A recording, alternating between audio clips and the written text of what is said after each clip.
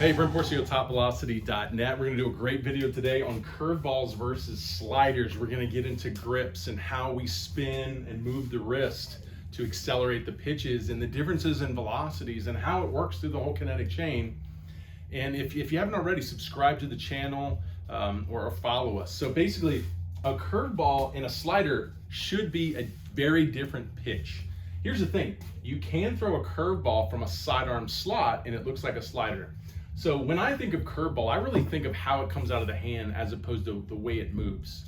So for example, with the curveball, as you can see, the grip is on the side of the ball. So you need to understand some basic principles of forearm rotation. So let's call this a neutral wrist position. I'm putting the thumb out so you can tell how the wrist is moving with the thumb position. So when the thumb is up, that's supinated, what we call supinated. When the thumb is down, that's pronated. Naturally, when we throw a baseball, as we go into the arm path, the arm gets pulled back, or the thumb gets pulled back into supination. The thing is your wrist is going to, or your forearm is going to try to resist that. It's going to fight against that. So it's going to be pushing into pronation to fight against the supinated forces, right? So as you turn, your arm lays back, your trunk rotates, your arm lays back, the thumb is being pulled back into supination. It's resisting that, which causes it, as your trunk goes forward, your arm wants to release from external rotation, it causes the wrist to pronate. So you are, period, pronating every pitch. Some people are pronating better than others, and there's a biomechanical reason for that. If someone is very aggressive in rotation and the arm is flying out, because typically the arm goes where the body sends it, or the trunk sends it, if the arm is flying out, you're more than likely going to stay in a supinated position longer. If you're not, if you have a lot more forward forces, forward trunk forces, your arm's going to ride back, your centrifugal forces isn't going to throw your arm out, the arm's going to come through forward, it's going to come through earlier, therefore the thumb is going to pronate earlier. So pitchers who have very aggressive trunk rotation are going to be more supinated throwers, and pitchers that have very aggressive forward trunk are going to be more pronated throwers. So the reason for that is pronation acceleration. That really, those forward trunk throwers and the thumb is really turning down hard have more spin. There's a high correlation to pronation acceleration in spin. So what you're going to find is pitchers who are more aggressive trunk rotators and more supinated are going to have a hard time throwing more traditional sliders or even more cutters. They're going to typically probably be guys that are actually throwing curveballs from more of a sidearm or fly out position, and they're not really sliders. So what's the issue going to be is these are going to be slower pitches. So you're going to throw these slower than you're going to throw the slider. Okay, why? Because this is going to stay more supinated, and this is going to be able to go into more pronation. And typically, if you're pronating faster and harder, you're typically throwing the ball harder. Plus, you're going to have more spin. That's why spin and velocity typically correlate. They connect to each other within a pitcher. So the point is, let's understand now the two pitches. We know this is a more supinated position, and you can see the wrist is sideways. That's supinated. And this is a more pronated wrist. You can see it's more pronated. We're seeing more of the back of the hand as it comes through and releases the pitch. So when we're throwing a curveball, the ball is going to come out with the fingers on the side, or even pushing down from the top seam. It's going to be pushing from the seam down. The ball is going to roll out. So the ball is going this way, right? So it's going to go over these fingers. It's going to spin this way. And that's why if we get this spin from an over the top slot, the spin axis is here, the ball is going to go down. And if we get it out here, coming out and around, the spin's this way, the ball's going to go in that direction of the spin axis and go more like a slurve, really probably what we would call it. So that's what's going to happen in a traditional curveball grip and release. It's coming out and over the fingers and down. Here's the slider, and I think a lot of people understand this and know this. The problem is not all people truly understand the slider.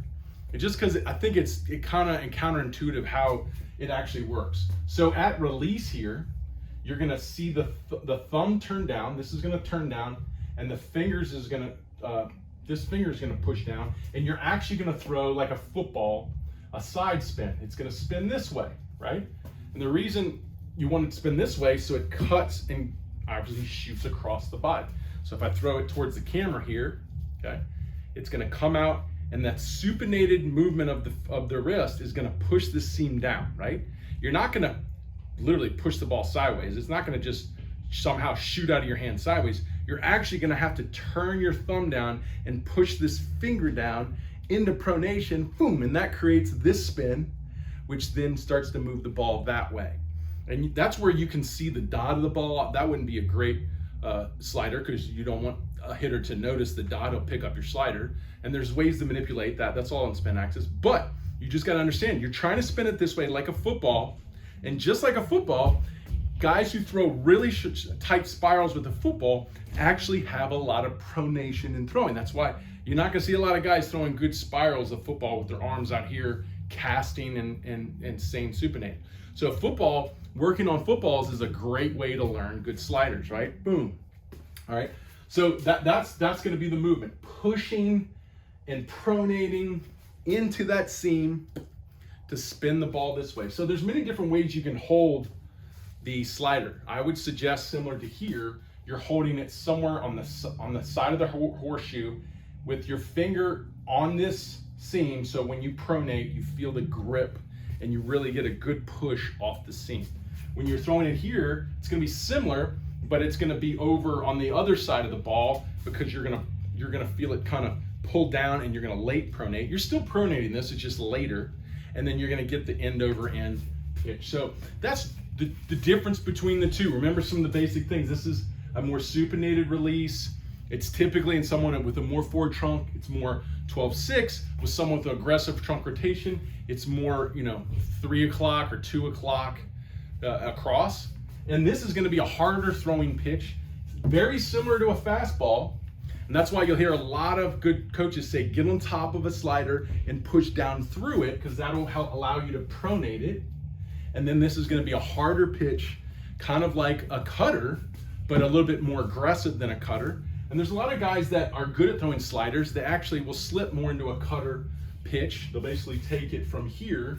Instead of throwing it here, they'll just turn and throw it here. That's a cutter. And then they throw their slider here, and then that's a harder slider. So the cutter has just a slight little cut, but the slider has a harder break. But the key is to throw it hard, as close to your fastball speed as you can. So I hope that helps you understand the difference between a curveball and a slider, and what you have to do biomechanically to throw these well. And if you need any help on that, we can break you down, and we can show you your biomechanical movements and how you're best gonna throw these pitches, or how you can improve your biomechanics to throw, say, a slider better or harder. We can do that for you at TopVelocity. So reach out to us if you can off the website, TopVelocity.net. Leave comments below if you're interested. Subscribe, follow, and you see you on the next episode.